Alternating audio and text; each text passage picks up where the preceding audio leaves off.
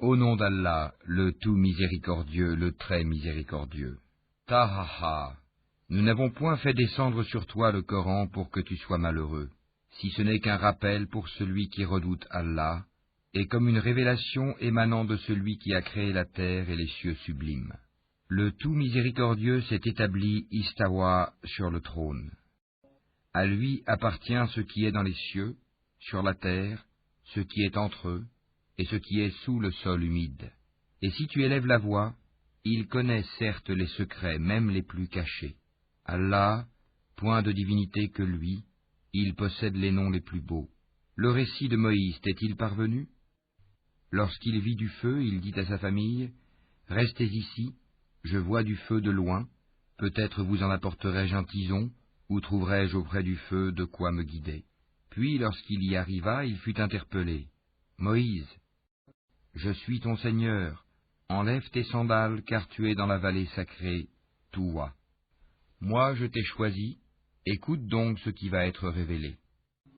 Certes, c'est moi Allah, point de divinité que moi, adore-moi donc et accomplis la salate pour te souvenir de moi.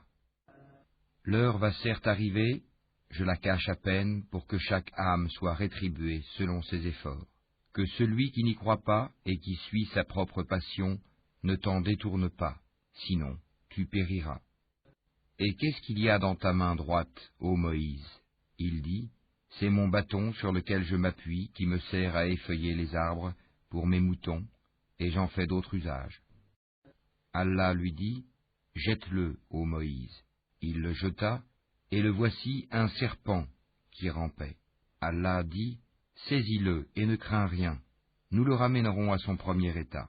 Et serre ta main sous ton aisselle, elle en sortira blanche, sans aucun mal, et ce sera là un autre prodige, afin que nous te fassions voir de nos prodiges les plus importants. Rends-toi auprès de Pharaon, car il a outrepassé toute limite. Moïse dit, Seigneur, ouvre ma poitrine, et facilite ma mission, et dénoue un nœud en ma langue, afin qu'il comprenne mes paroles, et assigne-moi un assistant de ma famille, Aaron mon frère, accrois par lui ma force, et associe-le à ma mission, afin que nous te glorifions beaucoup, et que nous t'invoquions beaucoup. Et toi, certes, tu es très clairvoyant sur nous. Allah dit, ta demande est exaucée, ô Moïse. Et nous t'avons déjà favorisé une première fois, lorsque nous révélâmes à ta mère ce qui fut révélé. Mets-le dans le coffret, puis jette celui-ci dans les flots, pour qu'ensuite le fleuve le lance sur la rive. Et j'ai répandu sur toi une affection de ma part, afin que tu sois élevé sous mon œil. Et voilà que ta sœur te suivait en marchant et disait, « Puis-je vous indiquer quelqu'un qui se chargera de lui ?»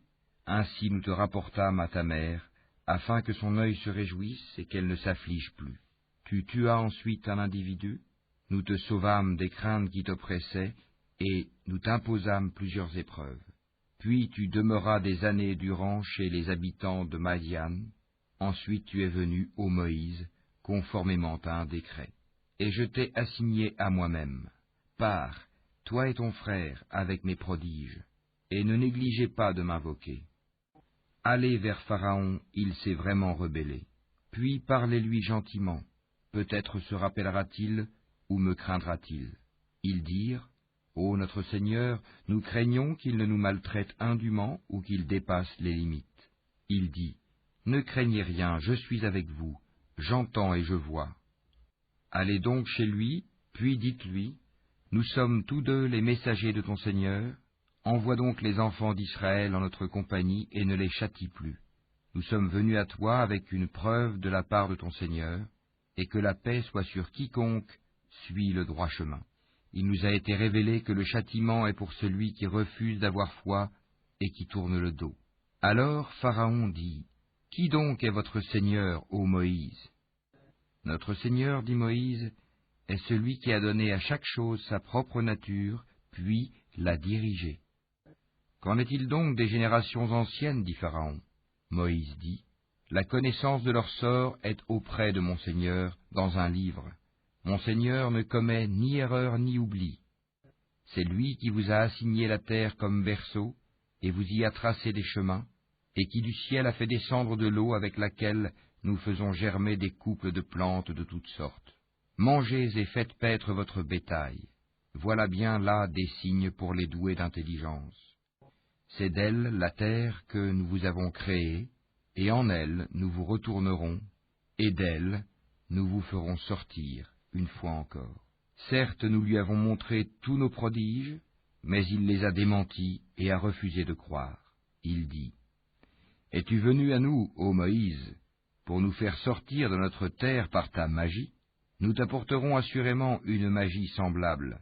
Fixe entre nous et toi un rendez-vous auquel ni nous ni toi ne manquerons, dans un lieu convenable. » Alors Moïse dit, « Votre rendez-vous, c'est le jour de la fête, et que les gens se rassemblent dans la matinée. » Pharaon donc se retira, ensuite il rassembla sa ruse, puis vint au rendez-vous. Moïse leur dit, « Malheur à vous, ne forgez pas de mensonges contre Allah, sinon par un châtiment il vous anéantira. Celui qui forge un mensonge est perdu. » Là-dessus, ils se mirent à disputer entre eux de leur affaire, et tinrent secrète leur discussion.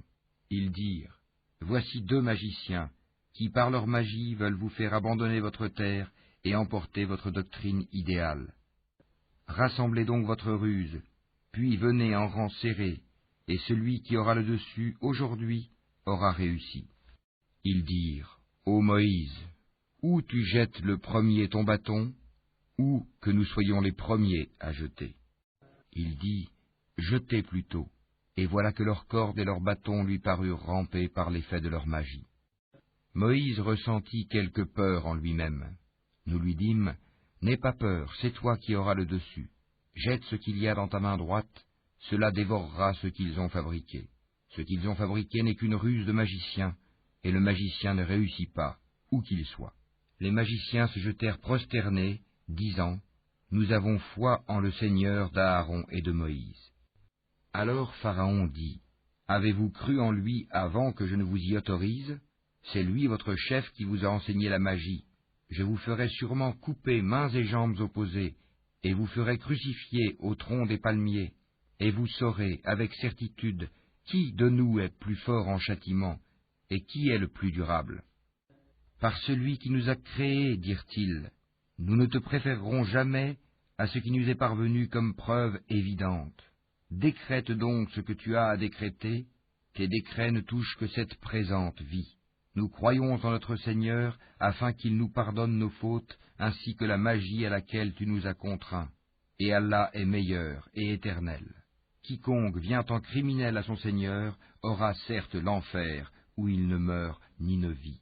Et quiconque vient auprès de lui en croyant, après avoir fait de bonnes œuvres, voilà donc ceux qui auront les plus hauts rangs.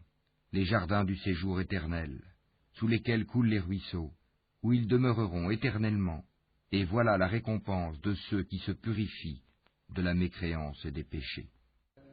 Nous révélâmes à Moïse, pars la nuit à la tête de mes serviteurs, puis trace-leur un passage à sec dans la mer, sans craindre une poursuite et sans éprouver aucune peur.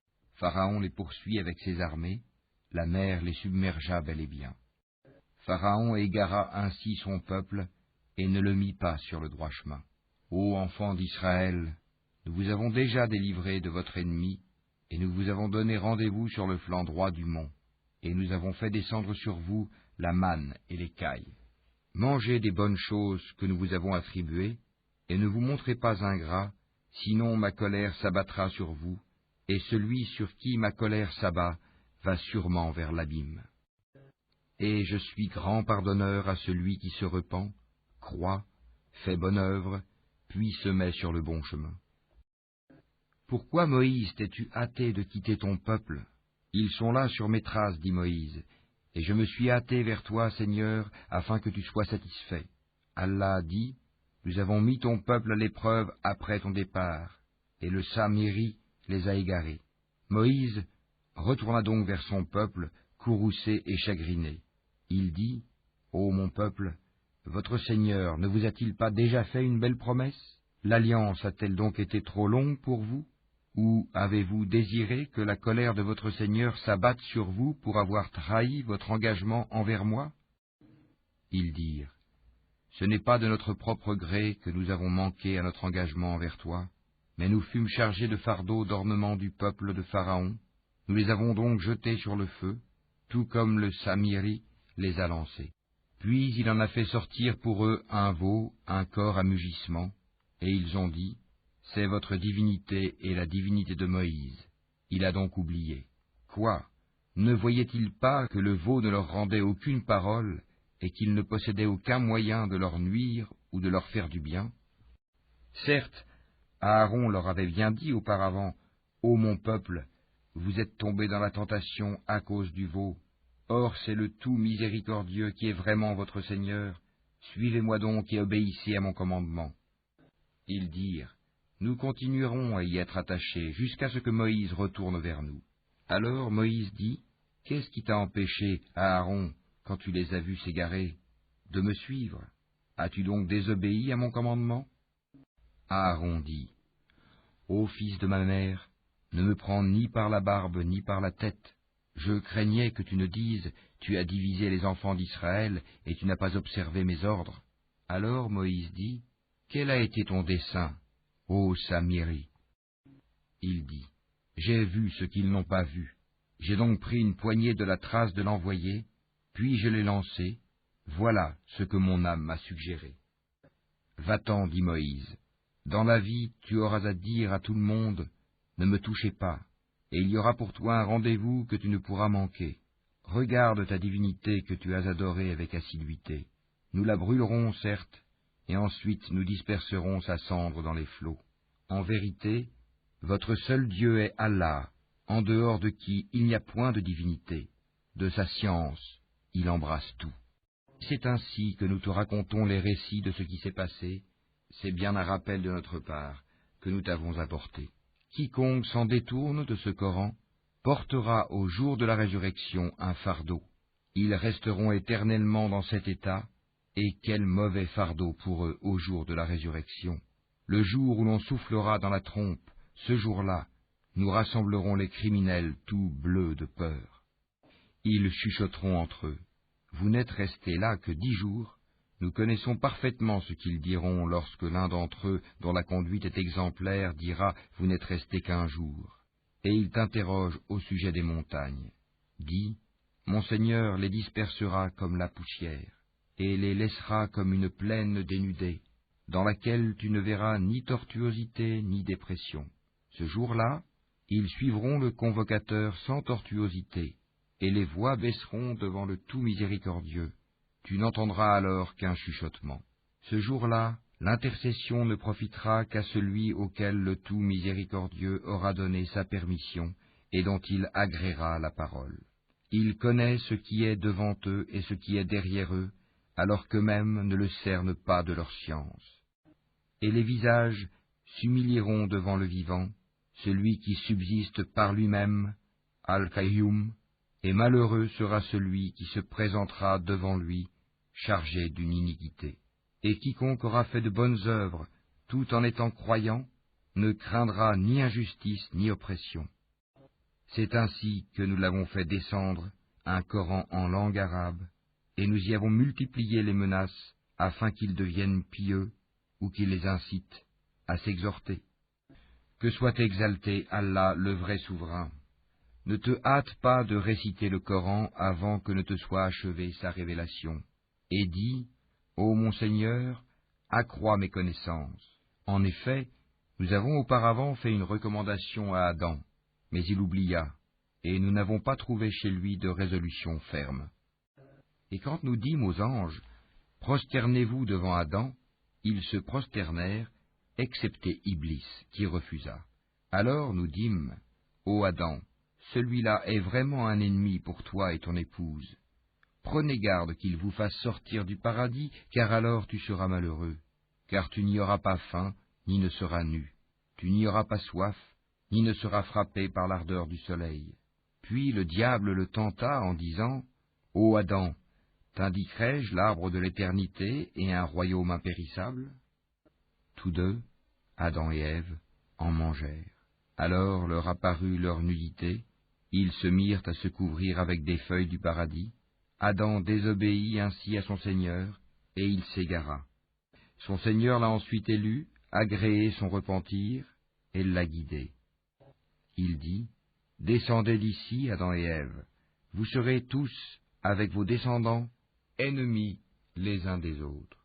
Puis, si jamais un guide vous vient de ma part, quiconque suit mon guide ne s'égarera ni ne sera malheureux.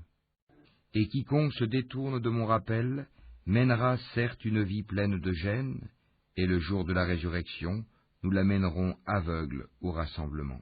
Il dira, « Ô mon Seigneur, pourquoi m'as-tu amené aveugle alors qu'auparavant je voyais ?» Allah lui dira, « De même que nos signes enseignements t'étaient venus et que tu les as oubliés, ainsi aujourd'hui tu es oublié. » Ainsi sanctionnons-nous l'outrancier qui ne croit pas aux révélations de son Seigneur, et certes, le châtiment de l'au-delà est plus sévère et plus durable. Cela ne leur a-t-il pas servi de direction que nous ayons fait périr avant eux tant de générations dans les demeures desquelles ils marchent maintenant? Voilà bien là des leçons pour les doués d'intelligence. N'eût été un décret préalable de ton Seigneur et aussi un terme déjà fixé, leur châtiment aurait été inévitable et immédiat. Supporte patiemment ce qu'ils disent et célèbre sa louange avant le lever du soleil, avant son coucher et pendant la nuit, et exalte sa gloire aux extrémités du jour. Peut-être auras-tu satisfaction. Et ne tends point tes yeux vers ceux dont nous avons donné jouissance temporaire à certains groupes d'entre eux, comme décor de la vie présente, afin de les éprouver par cela. Ce qu'Allah fournit au paradis est meilleur et plus durable. Et commande à ta famille la salate, et fais-la avec persévérance. Nous ne te demandons point de nourriture, c'est à nous de te nourrir. La bonne fin est réservée à la piété. Et ils disent, pourquoi ne nous apporte-t-il pas un miracle de son Seigneur? La preuve, le Coran, de ce que contiennent les écritures anciennes ne leur est-elle pas venue? Et si nous les avions fait périr par un châtiment avant lui, Mohammed, ils auraient certainement dit, ô notre Seigneur, pourquoi ne nous as-tu pas envoyé de messagers? Nous aurions alors suivi tes enseignements avant d'avoir été humiliés et jetés dans l'ignominie. Dis, chacun attend. Attendez donc, vous saurez bientôt qui sont les gens du droit chemin et qui sont les bien guidés.